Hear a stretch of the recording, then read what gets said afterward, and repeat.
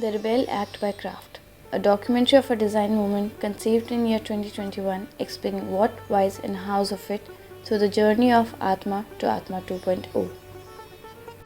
Let's begin with asking the fundamental question, why was there a need of a design movement? In speculating future scenario, one can say with the continuous rise in human population and need, standardization and mass production is what our future holds. As the American novelist J.G. Ballard quotes, the future is going to be boring.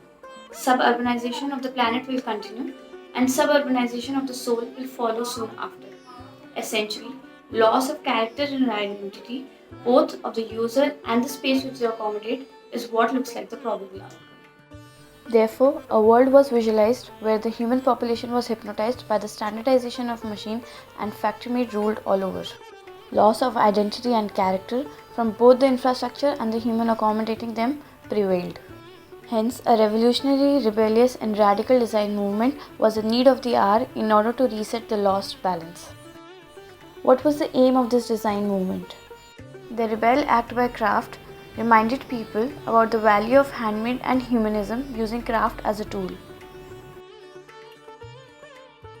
Craft inherently and effortlessly possesses the potential of achieving certain aspects which becomes difficult to achieve via using any other medium. Aspects like nostalgia. Certain crafts own the ability to transport one to a memory lane and hence makes design relatable.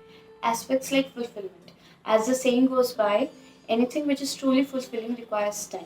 The intricate detailing which craft possesses is a representation of amount of time invested in the end product. Aspects like human error. As the Japanese theory of wabi-sabi suggests appreciation of flaws and imperfection, similarly, the human error in craft is what makes it irreplicable. Pondering over this, it makes sense to retain our heritage crafts and involve them in our design practices now more than ever. The human touch will play a significant role in bringing back sanity, to remind people of humanism and break away from the hypnosis of machinery. In order to fully acknowledge the presence of craft in future scenario, it needs to stand out bold and clear and in extreme contrast with its context, such that it gets the deserving attention. Therefore, the overarching idea being craft plus future equals to rebel, making two things which are extremely bipolar in nature come together and coexist in order to achieve the lost balance. Craft lived over the perks of machine construction and slowly took over the factory made, giving the ultimate fulfillment achieved via handmade. In order to showcase the extreme and sheer contrast and make a bold entrance in today's world as a design movement, it was necessary to choose a site which is equally bold and memorable. It was necessary to choose an iconic structure and redesign it using the philosophy of handmade.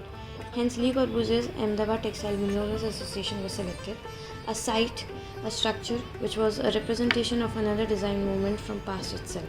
The idea was to reimagine and redesign all the iconic elements of Atma with the concept of handmade every 5 years and eventually transforming the entire character of the structure by replacing it with the handmade interventions.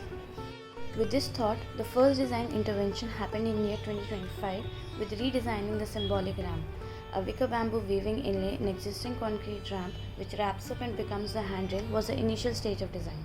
This wicker weaving then wraps over the triple height sheer wall at entrance, later taking over the adjacent concrete furniture, becoming a seamless handmade on-site design intervention using local craft.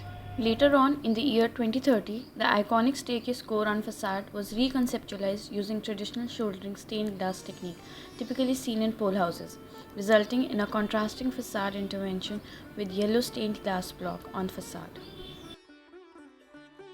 This was then followed by revamping the symbolic fins and sunbreakers on the west facade in the year 2035.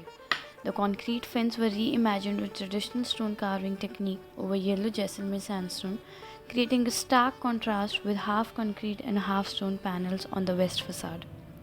These were installed by breaking the existing concrete fins and slowly replacing them with carved stone slabs, fin by fin, hence changing the construction process without altering the design decisions made by the parent architect.